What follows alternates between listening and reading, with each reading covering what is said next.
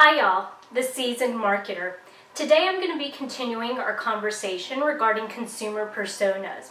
So if you recall, just to recap, a consumer persona is a character representation of a sub-segment of your consumer base. So today what we're going to do is walk through how to develop the consumer base step by step.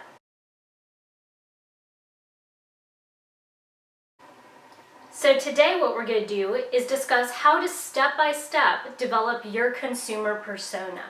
So the easiest way to do this is to remember that you'll want to limit how many consumer personas you have.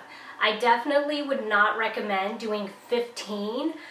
You might want to do something along 6 or 8 consumer personas total.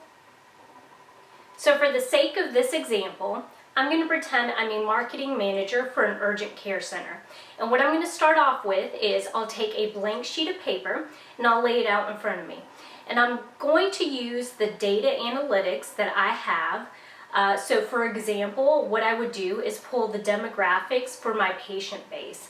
And then I'm going to look at the services that really draws them in and what types of services they're utilizing. So then I'll draw buckets in front of me. These buckets are actually going to be the patient base that I'm targeting or that I'm wanting to drill down on. So for example, I'll have 3 of them to start off with for an urgent care center. First are going to be the people that utilize my service because of the proximity, right, or the location. Second, I'll have people who utilize my service because of the service lines I offer. And thirdly, I'll have people who utilize my service because of the pricing. So now that I have my 3 buckets where I've identified my sub-segment of consumers, location, services, and pricing, I'm going to drill down and really develop a character representation of each one. So let's really drill down on a consumer persona for someone who comes into our urgent care center because of the service lines that we offer. So this person, I'm going to want to give them a name, an age, an educational background, and really what their likes and dislikes are. I'm also going to think about what type of messaging works for this person and the style of communication that they enjoy. So I'm going to say this person is Anne. Anne is 42 years old and she has 3 boys, all from the ages of 5 to 15. Now the reason Anne comes and utilizes our services is because she is drawn to our wide array of service lines. So she likes being able to know that she can walk into our urgent care center and have her children swapped for flu whenever flu season is around. She could come in and get their immunizations done. She can also come in whenever they're in need of a sports physical. And all of this can be done without a scheduled appointment. This is what attracts Anne to our particular urgent care center. So now I'm going to think about, I have Anne's name, I have her age, I know a little bit about her background in her life with her 3 small boys. I can then also assume that because of their age range, they're in school, which means that her time is precious to her. I need to be able to provide her a service that is easy, convenient, and speedy. The other thing I know about Anne is her educational level.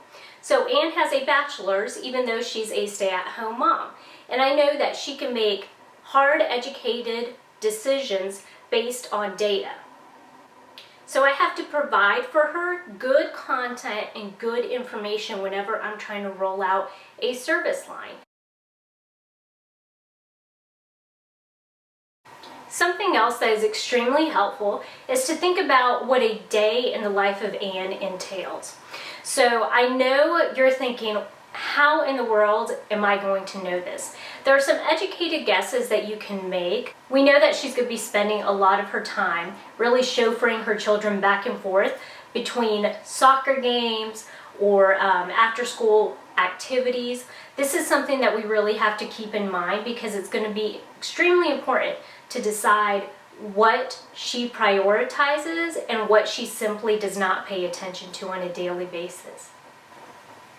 Now remember, For our particular example, the urgent care center, we have actually divided them into 3 buckets. So each bucket might actually have 1 or 2 personas within that area. So you may very well have 6 personas at the end of the day. Once you've developed all of your consumer personas, it's my recommendation that you go in and really look at how and what you're doing to reach that particular group. Are you communicating with them in a style that they like and that they're able to really be receptive to? Are you engaging with them on a daily basis? What types of advertising are you doing to really reach them? Thank you once again for joining me. I hope you found this video useful. Please subscribe to my YouTube channel, The Seasoned Marketer. And stay tuned for our next video, which will be questions and answers to consumer personas.